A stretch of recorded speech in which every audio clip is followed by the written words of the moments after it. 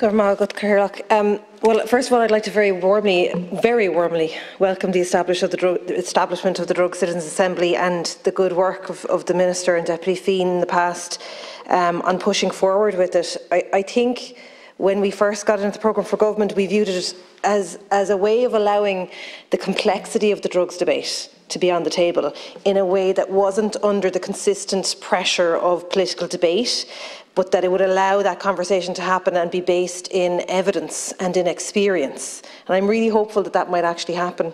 But more than anything, I suppose I view it as a way for people who rarely get a chance to have their voices heard to speak up and to do that and to kind of raise their heads above the parapet and make their views known.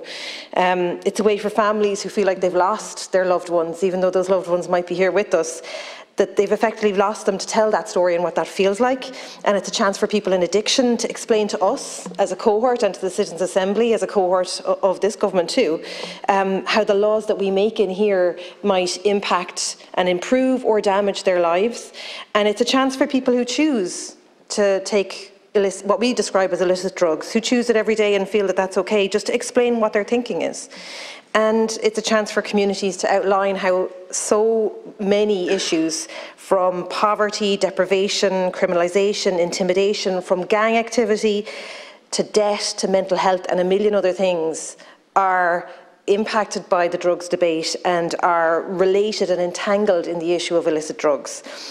There is an immense social cost to the continued increase in drug use in Ireland as it currently stands. And I really think that the people who are lucky enough to get on the Drug Citizens Assembly, they might not feel like that when their name is picked out of the hat, but I consider them very lucky to enter into this debate. I think that they might actually save lives in the long term. And I'm going to echo what Deputy Hourigan said, which is I really hope that we can hold the person in the very heart of the discussion.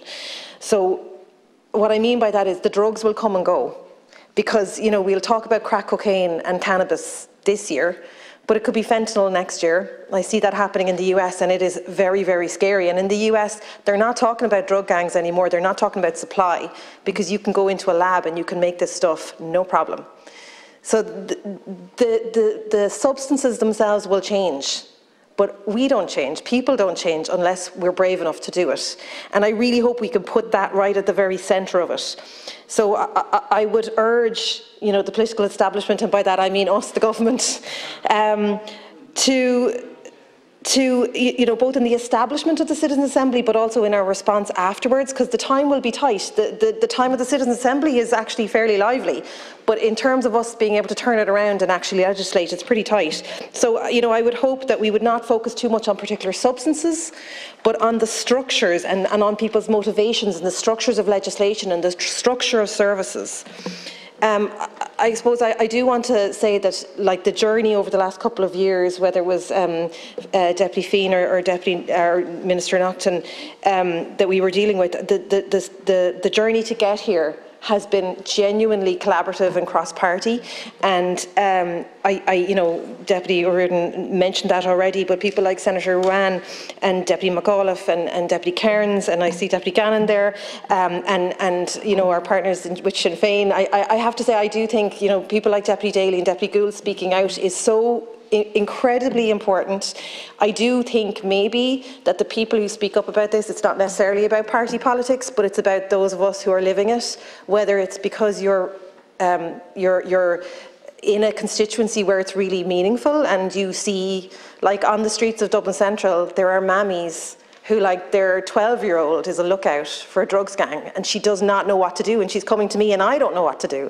And it's a very difficult conversation, and I do think that either you've lived it in your own family, I know there are some of us who have lived it in our own families, but also you're maybe representing a constituency where it is on the street every day and there are people desperate coming to you, and that's why you're willing to enter into the debate. And I think all of any party or none who are there on that issue, I hope we can keep you in the debate and that you'll work on pushing this through before this government is over.